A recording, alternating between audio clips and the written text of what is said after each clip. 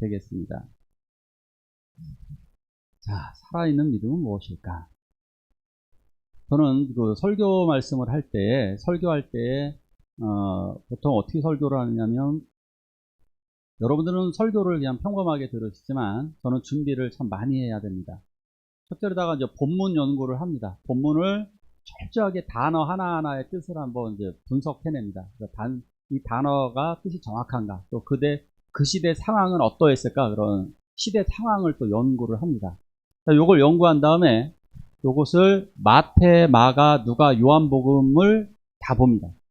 그러니까 이 사건이 다 기록되어져 있습니다. 그러면 기록되어져 있는 사건을 마태, 마가, 누가, 요한별로 각 성경에서 이 동일한 사건이 어떻게 기록되었을까 그걸 쳐다봅니다. 자, 비교를 해봅니다. 그리고 나서 이것을 이제 다 연구를 하고 다 했잖아요. 그러고 나면 다른 분들은 이 말씀을 어떻게 설교했을까? 다른 목사님들 설교를 한 10개 정도로 이렇게 참고를 합니다. 참고를 해보면 다른 분들 설교에서 아주 잘한 부분은 제가 뽑아내기도 하고 그렇지 않으면 그냥 넘어갑니다. 그러면 끝나는 게 아닙니다. 그걸 가지고 이제 아주 오래된 기간 또 묵상을 합니다. 그러니까 묵상을 해가지고 정말 여기서 하나님이 저에게 주시는 말씀이 뭘까? 이거를 적용을 한번 해보는 거예요. 이런 긴 과정을 거쳐서 여러분들에게 설교를 전날 몇 번 쳐다보고 아침에 와서 최소한 2번 이상 쳐다보고 여러분들에게 설교를 하는 거예요.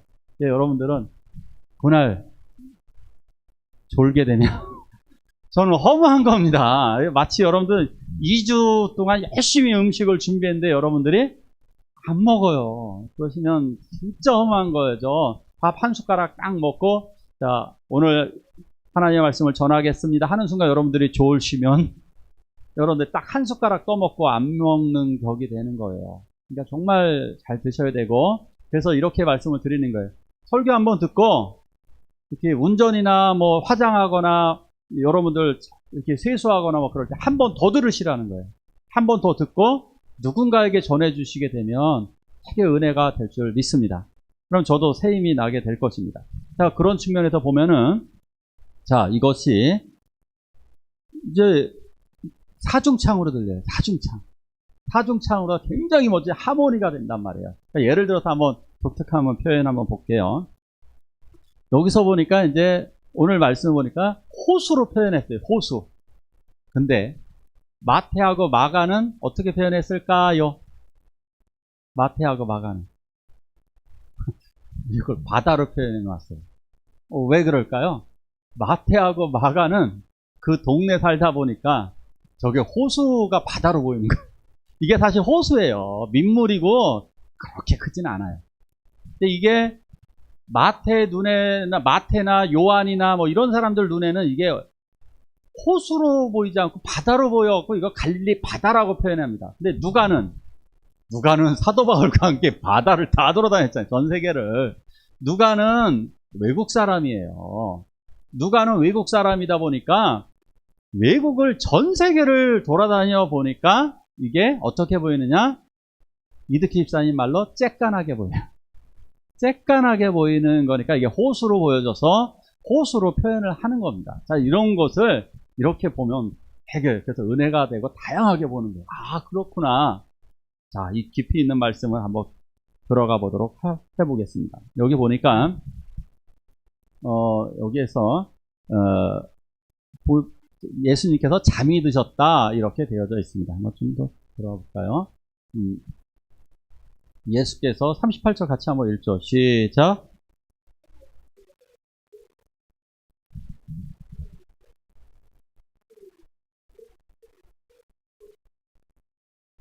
아멘. 예수님이 이제 잠이 드셨습니다. 배를 타고 가는데 잠이 드셨습니다. 예수님은 대부분 좀 피곤한 상태이셨던 것 같아요.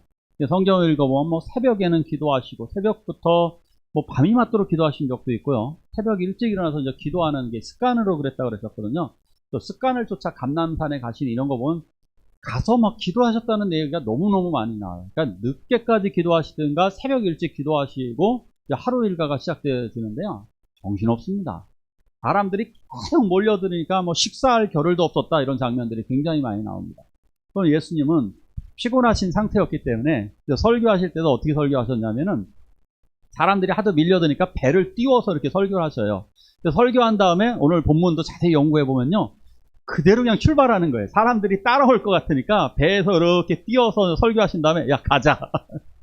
그냥 가셨어요. 배에 탄 채로 그대로 가시는 도중에 풍랑을 만나시는 겁니다. 그건 굉장히 피곤한 상태에서 아주 깊게 잠이 드셨습니다. 자, 요 사실을 보면 예수님은 진짜 인간이라는 사실을 보여주시는 거죠. 예수님이 참 인간, 진짜 인간으로 오셨기 때문에 예수님은 배고프시고 피곤하시고 또 예수님도 힘이 드셨어요. 그러니까 이러한 것들을 여기서 보여주시게 됩니다. 자, 그런데 바로 그 배로다가 광풍이 몰아닥치게 됩니다. 제가 그 친구들이 여기 어비리 저수지, 여기 본 그 송전 저수지가 하나 있어요. 여기 저수지가 하나 있는데 그 저수지에서 이 친구들이 어부로다가 그 배를 운전해요. 거기서 이렇게 음식을 공급해 주는 거예요. 거기서 그걸 뭐라 그러죠? 방갈로라 그러죠. 방갈로라고 하는 데로다가 음식을 이렇게 공급해 주기 위해서 늘 배를 운전을 하는 거예요. 이 배를 운전하는 걸 제가 딱 타봤는데 거기에 8명이 탔어요. 8명이 타니까 어떻게 되냐면 그 배가 물이 요만큼 남더라고요. 물하고 배하고 경계선이. 근데 이렇게 할 때마다 물이 조금씩 들어오는 거예요. 무서워갖고 제가 꽉 잡아갖고 벌벌벌 떨었어요. 이렇게 떨었는데 제 친구가 아 걱정하지 마. 이거 12명도 탔어. 그러더라고요. 12명 타고 이거 별거 아니야. 그래. 저는 요만큼 남았는데 이거 진짜 여차하면 이거 가라앉을 것 같은데 이 친구가 걱정하지 마 이러는 거예요. 근데 여기서 제자들이 지금 죽게 되었다라고 하잖아요. 이 사람들 뱃사람입니다. 배에서 잔뼈가 굵은 사람들이기 때문에 이 사람들이 죽게 되었다라고 그러면 이거 진짜 죽게 된 거예요. 다른 사람들이, 저 같은 사람들이 얘기했다고 그러면 별거 아니야 이럴 텐데 뱃사람들이 죽게 되어지는 상황이 되었습니다. 물을 퍼내는 속도가, 들어오는 속도가 훨씬 더 많기 때문에 퍼내도 소용없었고 제자들 위태한 상태에서 살아갈 수가 없었습니다. 자, 그런데 예수님은 지금 주무시고 계십니다. 여기서 보여지는 것은 상징적으로 이것은 위기를 보여줍니다. 교회의 위기, 개인의 위기, 세상의 위기, 개인의 위기, 나 자신과 이 둘러싼 이 환경들의 위기를 보여주는 겁니다. 본인도 위태하고 예수님이 타고 계신 13명의 그 배도 지금 위태한 상황에 놓여져 있습니다. 지금 우리들은 이러한 위기에 놓여져 있습니다. 코로나라고 하는 광풍이 불어옵니다. 그래서 경제라고 하는 파도가 우리들에게 몰아탁 칩니다. 계속해서 우리를 때리는 겁니다. 그죠? 어떠한 광풍이 불어와서 우리들의 질병이라고 하는 파도가, 그리고 때로는 우리들에게 인생, 돈이라고 하는 파도가 우리를 계속해서 때릴 때가 많이 있습니다. 이런 위기 앞에서 우리는 지금 흔들리고 여전히 두려워하고 있는가, 이것을 보여주고 있는 거예요. 그런데 예수님은 어떠십니까? 아주 평온하게 주무십니다. 과연 우리는 예수 안에 있는가, 이것입니다. 예수 안의 세계는 흔들리지 않고 예수님은 그 상황에서 아주 평온하십니다. 예수님은 전능자이시기 때문에 그분은 평온합니다. 우리가 전능자의 팔 안에, 날개 아래 있으면 우리는 이 평온함을 느끼고 밤에 평안히 잠을 주무시게 될 것입니다. 평안을 너희에게 주노라. 세상이 알 수도 없는 평안. 세상이 알 수도 없어요. 세상이 볼 수도 없는 그 평안을 우리들에게 주신 것입니다. 자, 여기서 보니까 이렇게 이야기를 합니다. 선생님, 우리가 죽게 된 것을 왜 안 돌보십니까? 자, 여기서 보면 이들은 지금 신앙심이 별로 없습니다. 믿음이 없습니다. 결정적인 증거들이 뭐냐? 이게 되게 좋아 보이죠? 우리가 죽게 된 것을 왜 안 돌보십니까? 이래갖고 마치 도와주세요 막 이런 것처럼 보여지지만 사실상 본문을 자세히 보면 그런 느낌은 아닙니다. 왜냐하면 용어가 중요합니다. 예수님을 뭐로 부릅니까? 선생님은 뭡니까? 선생님에게 살려달랍니다. 자, 우리도 배 타고 가다 어려운 일이 겹치면 원영선 선생님께 살려달라 그래보자. 목사님에게 요청하는 것과 선생님에게 요청하는 건 달라요. 다르죠? 여러분들이 얘기하는 거예요. 목사님, 저를 위해 기도해 주세요. 이거와 이현모 씨, 저를 위해서 기도해 주세요. 하는 것과는 다른 겁니다. 예수님에 대한 호칭은 절대적입니다. 그런데 선생님이라 부른다는 것은 신앙이 없다라고 하는 것을 의미하는 겁니다. 신앙이 없는 사람은 선생님이라 부르고 믿음 있는 사람은 주여라고 불렀을 것입니다. 그런데 이것도 다른 성경을 보니까 다른 성경에서는 이것을 이렇게 봅니다. 그러니까 마태와 누가복음에서 보면은 다른 데서 보면 이렇게 나오죠. 여기서 주여라고 부른 사람들도 있습니다. 주여, 주여. 그러니까 이렇게 보시면 됩니다. 일부는 주여, 일부는 선생님이라 불렀어요. 섞인 거예요, 이거는. 그런데 주여라고 부른 사람들도 믿음이 있어서 부른 게 아니라 그냥 형식적으로 부르는 겁니다. 형식적으로 주여, 주여 살려주세요. 뭐 이런 거예요. 그냥 진짜 믿음을 가지고 부르는 호칭이 아니라 형식적으로 부르게 됐던 것입니다. 자, 그런데 결정적인 또 증거가 하나 있어요. 왜 돌보지 않습니까? 라고 하는 단어. 이 단어가 아주 심각한데요. 돌보지 않는다라는 말이, 돌보다라는 말이 멜레이라고 하는 단어인데 염려하다라는 뜻이 있어요. 염려하다. 그러니까 이렇게 얘기하는 거예요. 제자들이. 선생님, 왜 우리를 염려해 주지 않습니까? 이런 얘기를 하는 거예요. 뭐 잘 생각해 보세요. 하나님더러 하는 말. 하나님, 나 왜 걱정해 주지 않으세요? 이해 가십니까? 하나님더러 걱정하래요. 이해 가요? 조금만 더 깊게 생각해 보세요. 하나님이 걱정할 필요가 있습니까? 전지전능한 하나님이 걱정할 필요가 있습니까? 하나님 제발 나 걱정 좀 해주세요.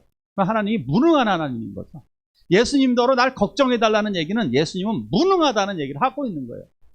무능하니까 걱정을 하고 있죠. 무능한 사람들은 걱정합니다. 그죠? 무능하니까. 능력이 많은 사람들은 결코 걱정하지 않습니다. 자기 능력으로 헤쳐나가니까. 걱정이 많다라고 하는 것은 내가 무능하다는 얘기입니다. 성도가 무능하다라고 하는 얘기는 성령의 능력이 없다는 얘기입니다. 이해가십니까? 성도가 염려와 걱정이 많다라고 하는 얘기는 하나님의 능력을 신뢰하지 않는다는 얘기이고 성령의 능력이 우리 안에 머물지 않기 때문에 우리들은 염려와 걱정을 계속해서 하게 되는 것입니다. 그러기에 성경은 오늘 이렇게 말씀하는 겁니다. 내가 살았다라고 하는 이름은 있으나 죽은 자로다. 죽어 있다는 얘기입니다. 살아있는 것 같은데 사실은 죽었다는 겁니다. 이게 문제인 거죠. 우리들 내가 네 행위를 알고 있다. 그러니까 내가 너의 지금 살아가고 있는 모습을 알고 있는데 너는 지금 죽어 있는 상태, 즉 죽은 신앙의 상태라고 하는 것입니다. 죽은 믿음, 죽은 신앙을 가지고 지금 제자들은 예수님을 따라가고 있습니다. 40절 같이 한번 읽을까요? 시작.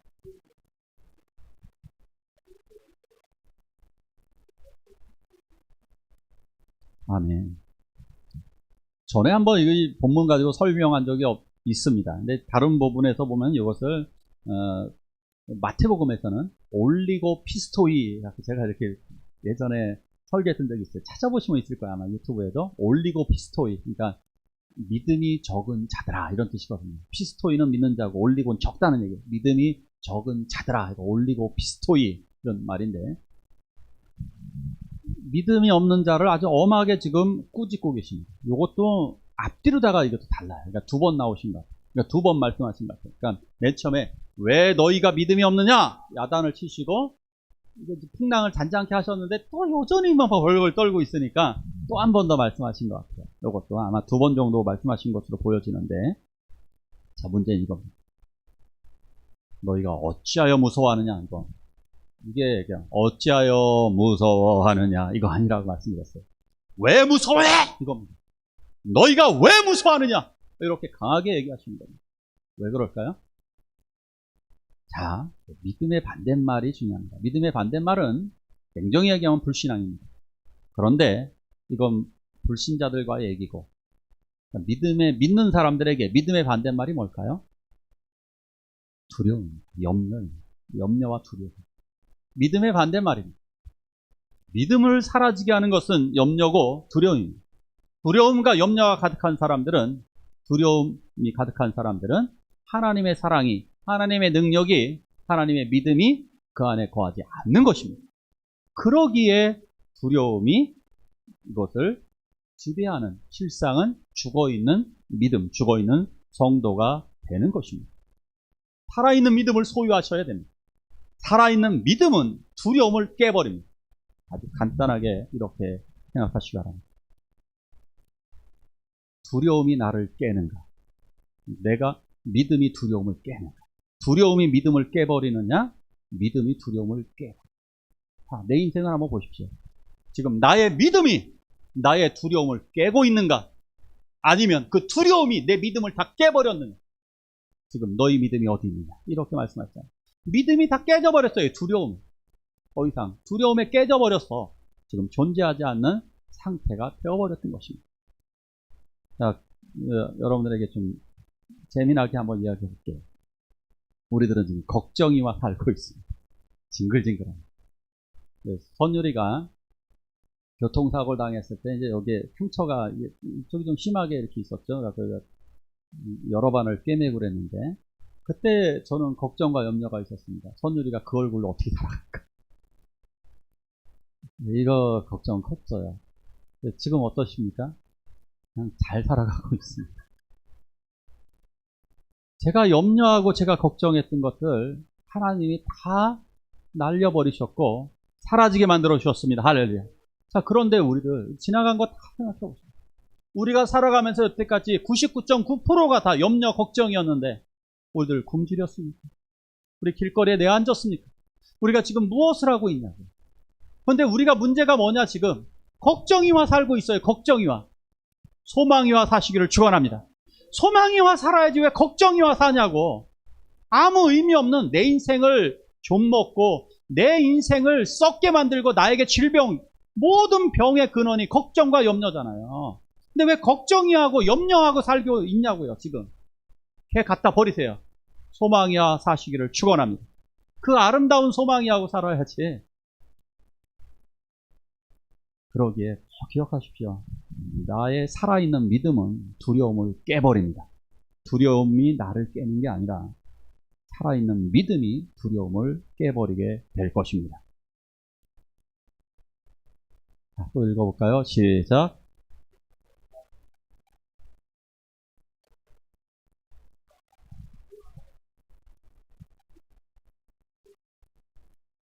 아멘. 꾸짖으신 거, 제자들도 꾸짖으셨던 거. 제자들의 믿음 없음을도 꾸짖고, 그리고 바람과 바다를 꾸짖습니다. 갑자기 예수님이 또 일어나시더니, 시오파! 이게 잠잠하라! 바람에게 바람을 꾸짖습니다. 그러니까 이거 굉장히 센 발언입니다. 센 어법입니다. 잠잠해! 뭐 이런 의미입니다. 어디서 감히 이런 느낌입니다. 어디서 감히! 잠잠해. 딱 그런 순간 바람이 휙 사라져버렸습니다. 바다에게 또 명령을 내리십니다. 고요하라. 그런 순간에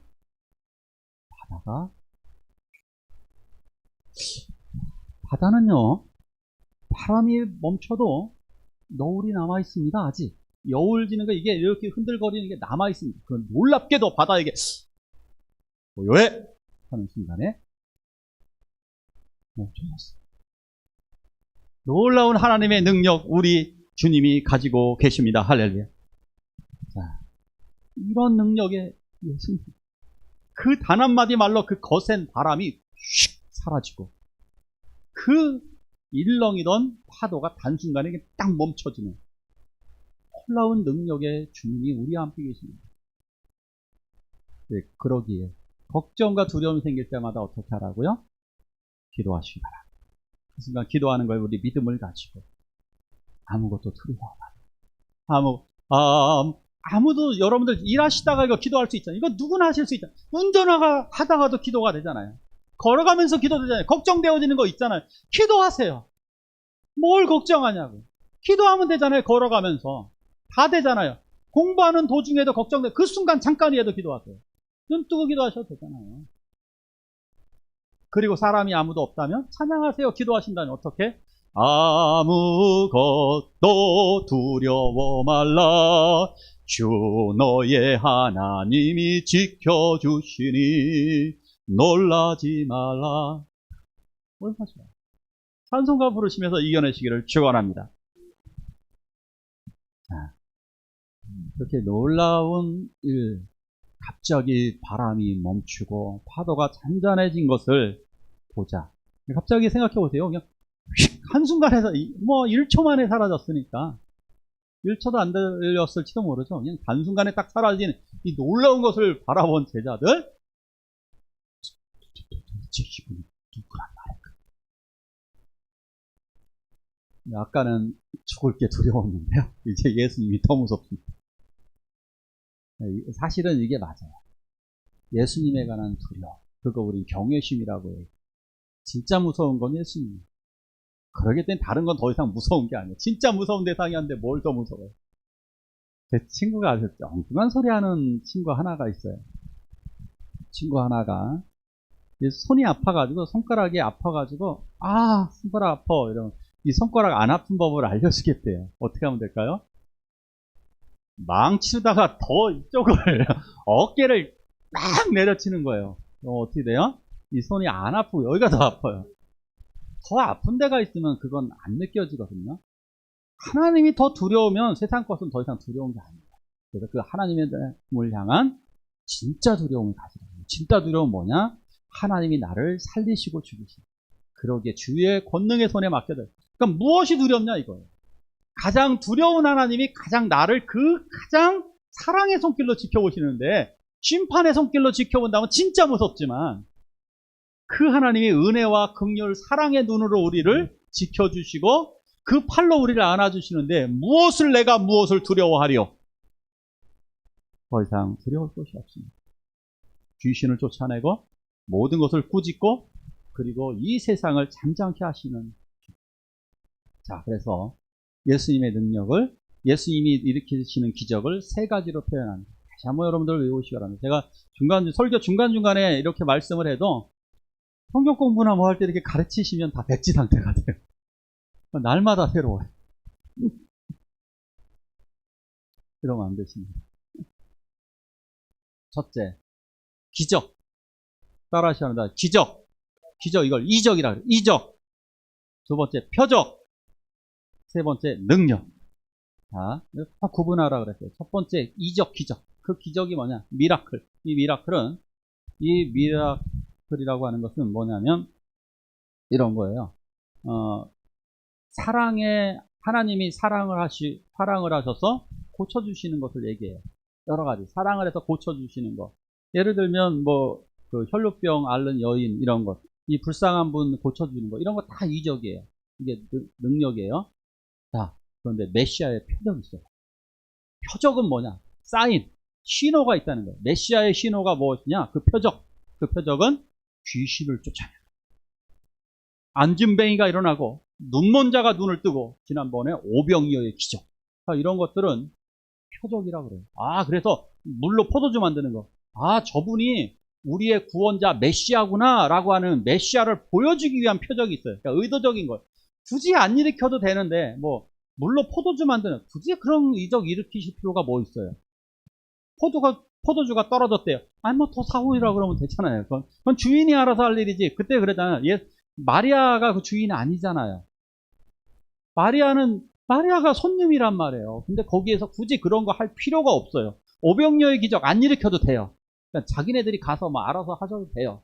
그런데 왜 굳이 보여주시느냐? 내가 바로 세상의 구원자 메시아다라고 하는 메시아 표적을 보여주기 위한 거예요. 자, 세 번째, 바로 능력입니다. 능력. 이 능력은 무엇이냐? 하나님의 아들의 능력입니다. 바로 이것을 보여주는 사건. 자, 이 사건이 뭐가 있냐면, 예를 들어서 이런 거예요. 무화과나무를 저주했어요. 이게 하나님의 아들임을. 무화과나무가 왜 갑자기 말라 죽어요? 하나님의 아들의 능력을 보여주는, 하나님의 아들만이 보여주는 능력이 있어요. 부활의 능력, 승천하는. 자, 그 다음에 물 위를 걷는 것. 이거 보여줄 필요가 없어요. 물 위를 걷는 게 제자들한테 뭔 이득이 되겠어요? 그런데 뭐예요? 자연 만물을 지배하시는 하나님의 능력이다. 물 위를 걸으시는. 자, 오늘도 마찬가지입니다. 자연 만물을 다스리시는 하나님의 능력을 보여주신 것입니다. 자, 살아있는 믿음이란 무엇일까? 주중에 어떤 성도님을 만났는데, 꼴랑 1시간 봤습니다. 꼴랑 1시간 봤는데, 걱정은 한 보따리 하고 있었습니다. 어느 정도 걱정하셨냐면, 자녀 걱정을 엄청 하시더라고요. 자녀들 걱정을 하시고 거기다가 이웃까지 걱정을 하시더라고요. 거기에다가 코로나 때문에 이거 안 잡히는 이거 엄청 걱정하시더라고요. 조금 더 걱정을 더 많이 하셨어요. 대한민국 나랏빚을 걱정하시더라고요. 나랏빚 때문에 이제 대한민국이 망할 것 같다. 이런 위기를 갖고 있었어요. 더 걱정을 하셔서 이제 대한민국이 곧 공산당으로 변할 것 같은 그 공산주의 국가로 변할 것 같은 두려움까지 갖고 있었어요. 거기에 더 많이 있었어요. 어떻게 생각하십니까? 근데 놀랍게도 신앙인입니다. 1시간 동안 감사 얘기는 없었고 감사하다는 얘기는 하나도 없었고 걱정 보따리만 다 꺼내놓으셨습니다. 믿음이 어디 갔습니까? 1시간 동안 간증을 한 것도 아니고 감사한 것도 아니고 하나님이 행하신 일을 찬양한 것도 아니고 고백한 것도 아니고 하나님이 주신 아름다운 세상을 이야기한 것도 아닙니다. 뭘까요? 우리들 삶 속에 좀 이렇지 않나요? 지금 걱정과 염려로 살아가고 있지는 않나요? 그러니까 죽어있는 믿음이라는 거예요. 죽은 믿음은 이렇게 늘 걱정하고 염려하고 사는 거예요. 자, 그런데 왜 이 말씀을 주셨는가가 중요합니다. 왜 이 말씀을 주셨는가? 왜 이 말씀? 지금 로마 당시에, 이 당시에 로마 제국하에서 신앙생활하고 있는 수없는 성도들은 지금 사자밥이 될 지경입니다. 순교의 위험을 앞두고 있습니다. 예수 믿으면 잡아 죽입니다. 그에게 바로 마가복음 하나님의 아들 예수 그리스도의 복음의 시작이다. 하나님의 아들을 말씀하고 있습니다. 할렐루야. 하나님의 아들의 능력을 지금 이야기하고 있는 것. 이 하나님의 아들의 능력, 온 자연 만물을 다스리시는 하나님이 너와 함께 계시는데 무엇을 두려워하느냐. 자, 그런데 우리가 그들만 합니다. 먹을 걱정하는 거 아니에요. 이런 공산당 걱정하는 거 아니에요. 나라빚 걱정하는 거 아니에요. 코로나 걱정하는 거 아니에요. 그런 유치한 거 걱정하는 거 아니에요. 진짜 걱정하고 있는 것은 바로 자기들이 이 믿음을 저버리지는 않을까라고 합니다. 하나님, 내가 이 믿음을 내 자녀들에게도 전수해 주어야 되는데 그걸 걱정하고 있는 거예요. 내가 지금 이 복음을 전해야 되는데 내가 하나님의 나라를 이루어야 되는데 하나님의 아들이 우리와 함께 계시는구나라고 하는 절대적인 믿음이 이들에게 있었습니다. 그런데 지금 우리들은 무엇을 염려하며 무엇을 걱정하며 지금 살아가고 있는 거예요. 이 시간 함께 기도하기를 원합니다.